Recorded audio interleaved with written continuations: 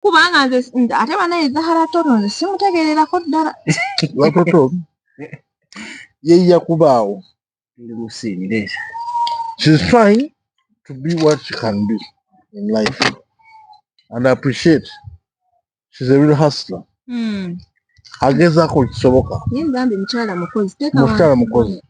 So tajja kuddamu eyo embeera mbu ate kino kiga nti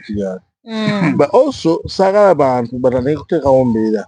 ejja education.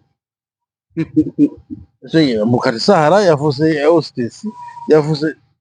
Purple Skills Clinic ya Douglas Lwanga tegaba qualification tangible. Tegaba degree, tegaba diploma. Iga certificate zaki vocational bikoze biti. Kati kambuuze ebyo bintu sabitegeera bulungi Zahara Toto okutikirwa kwe. Simanye eno Zahara Toto DJ, Zahara Toto muvuzi wa nnyonyi.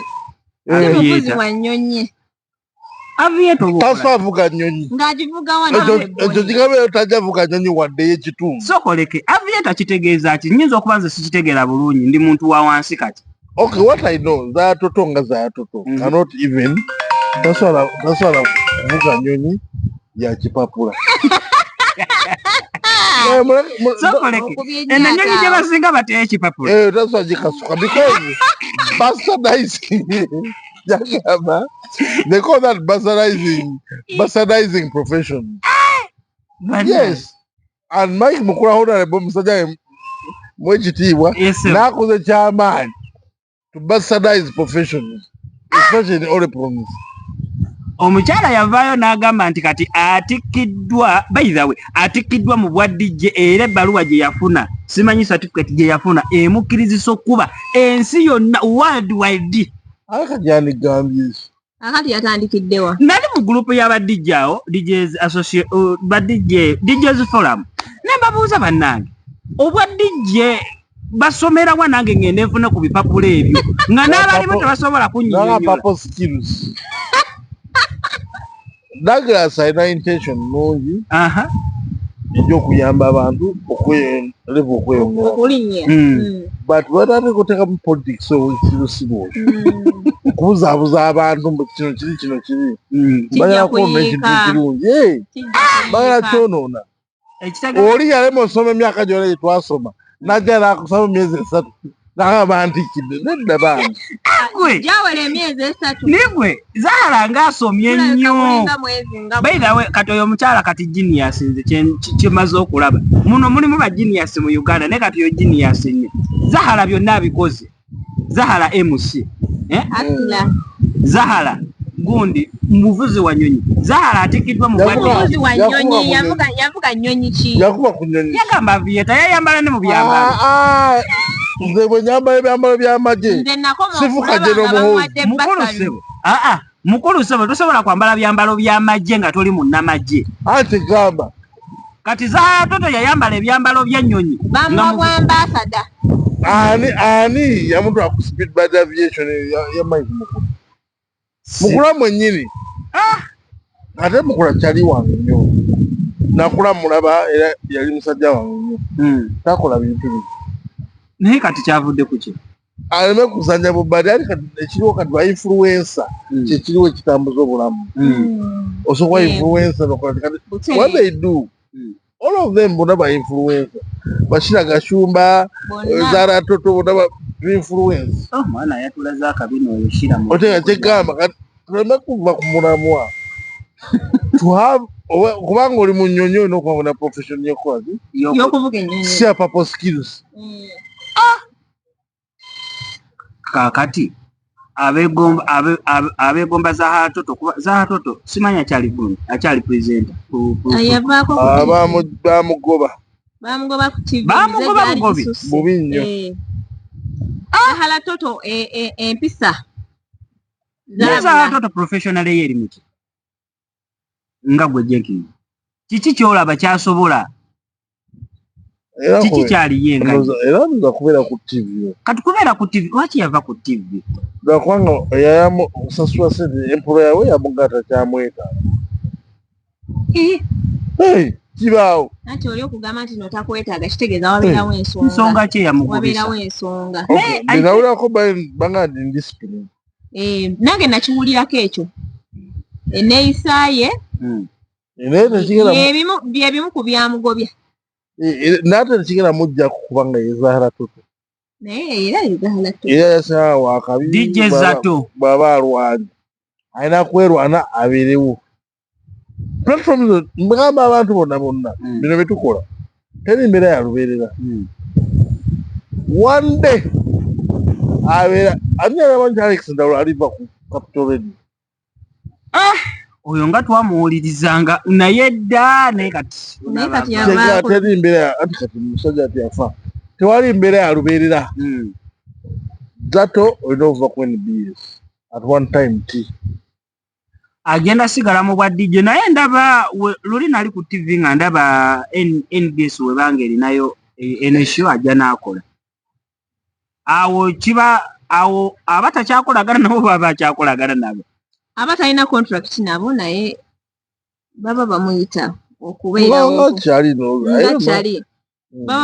kubanga Zahara Toto presenter mulungi bayibawe asobola kali energetic bakwogera waggulu nnyo naye kali oke era nze mando ze yakagoba akeetaaga akazi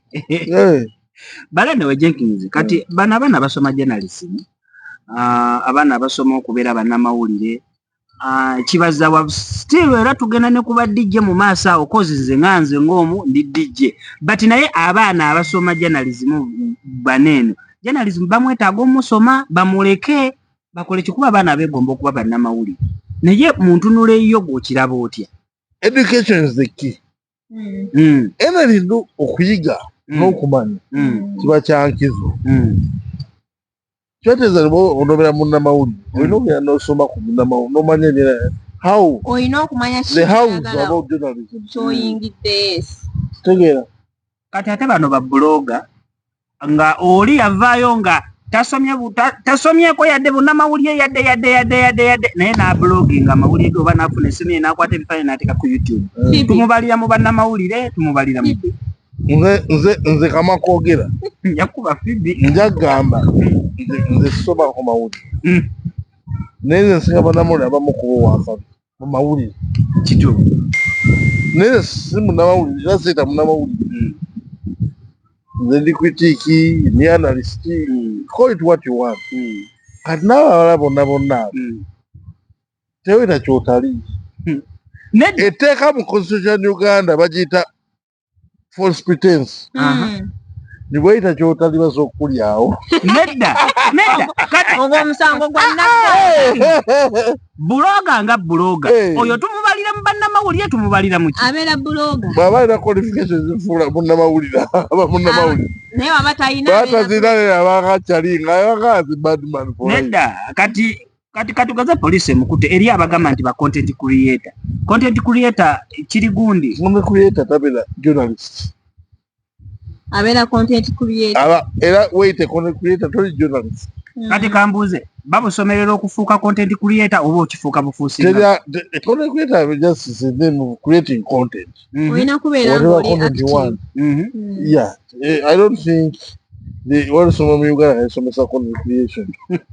journalism gyeri kasuku wange yasomera ku umukaati ne Douglas wati wa mukaati naye so the thing is content creator osobola okwapulisha game yo netubakola ebyawaggulu bwoba ofuddeyo What if they don't say I'm going to create or create any kind of content? Fibi omumanyi. Fibi omuyimbi tomumanyi. Ennaku zino akola ku bukedde program oluyimba lwa. Senga. Nekugambye omuyimbi we tugenda musabulya we. Yayimba luyimba. Munyambako banna. Akuyimbira wuyo. Alina bakati status wuyo. Yasookera oba ku Abani oba yasookera ku bukedde oba ku yasookera baku.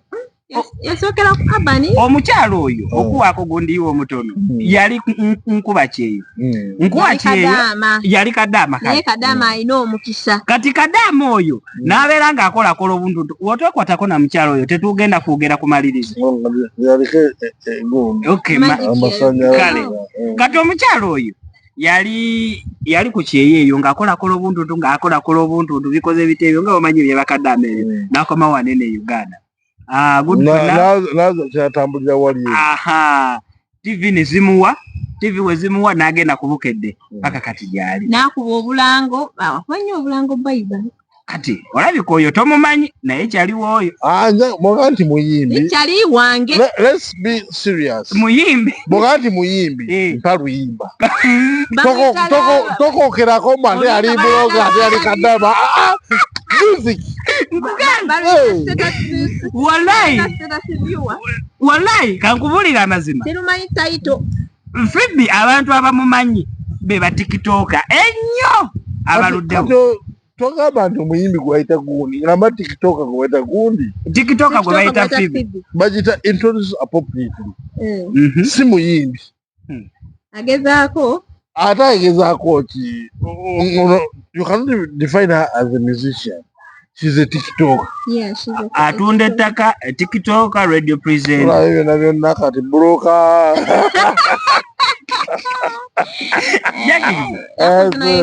Wetuddako ku badijje waneeno nabadde nakyogera ku za toto naye wetuddako ku DJing we Uganda. DJing we Uganda alimu ensa. Maybe ebintu bimpiseeko oluusi naye nze ngenda nena badijje bali very important role yabwe yamannyo mu industry ya music because they play the music and get to the people naye ate music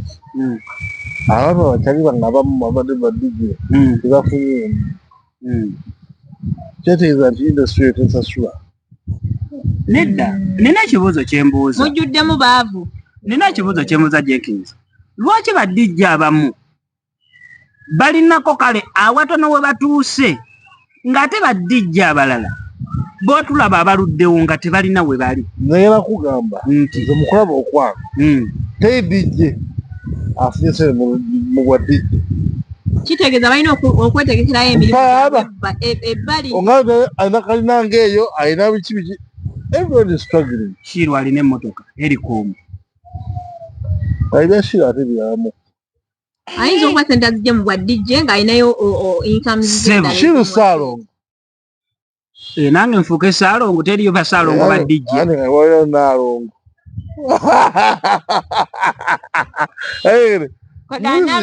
owa dijje profession nnungi nnyo naye mu Uganda eganya osasula kiwa abantu nga Epman babomba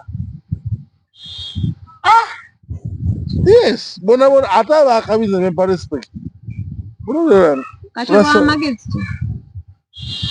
eri abaana get another job get a real job DJ tekikola tolemeramu nnyo edda oli ayinza okuba nga ayagala obwa DJ bwe nga tayagala buvaamu kati awo aba alina kukola ati alina kufunayo omulimu bbali wali alina okufuna omulimu ogunaasasula kubanga nga atambuza ne kino eringa ndongo erina musician byetukola ebyabayimbi if music is not paying get a job tolemerako mba luba lumu ojja kufa nga tofunyeemu omanyi okubeera DJ kati nze kintu kyenjogerako amwe DJ manyi nti wobanga oli DJ wetaaga concentration eyo ey'okubanga nti mu mabaala g'ogenda okubamu kuba kati eriyo badijja abamu nga tebalina bbaala limu nga newobanga olina ebbaala limu ng'olina okulirowooleza ennyo so kati nze mbeera nsuubira nti wonaafuna omulimu omulala guyinza otataaganya ebirowoozo bye omugagga yenna sente tazijja wamu azijja mu bifo ebyenjawulo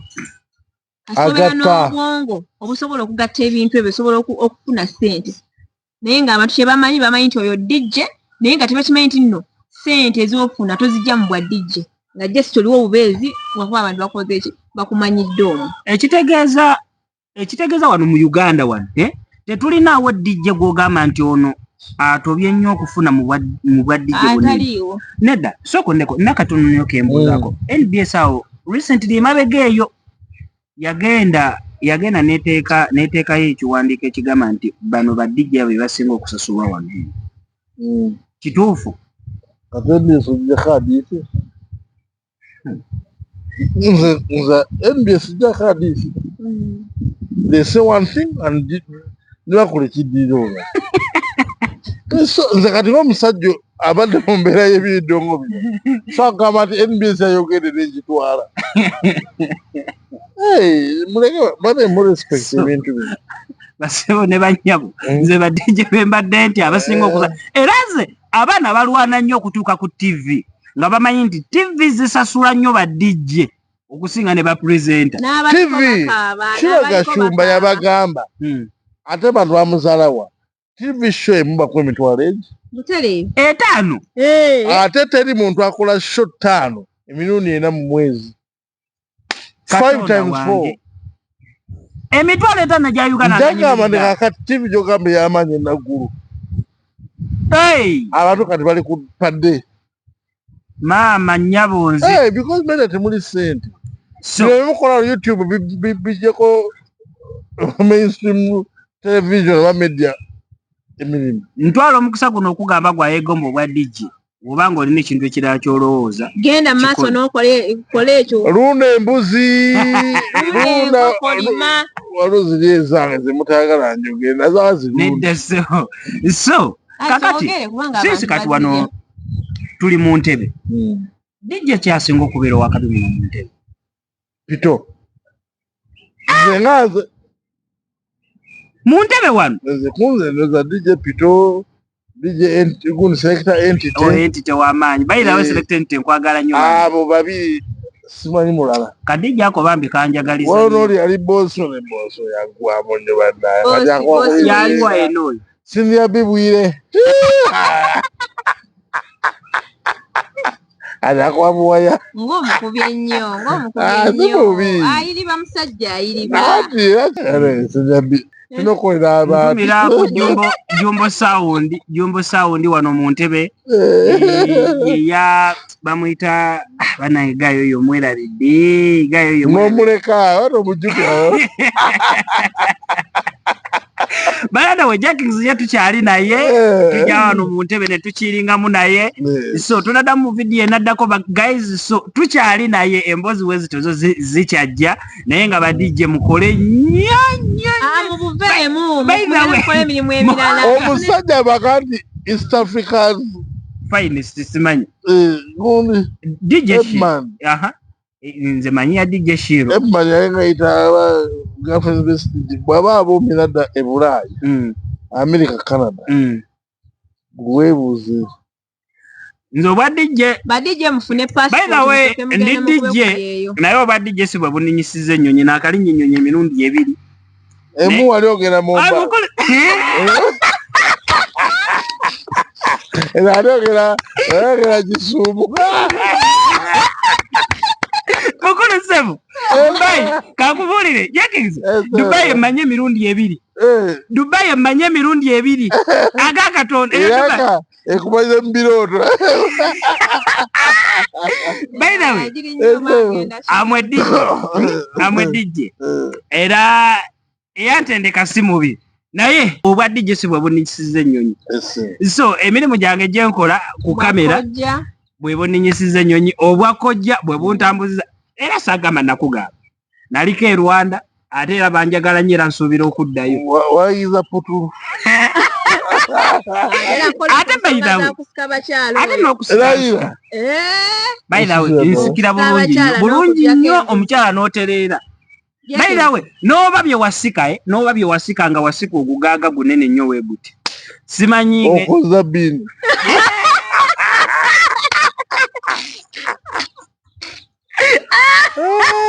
ajjako embuzi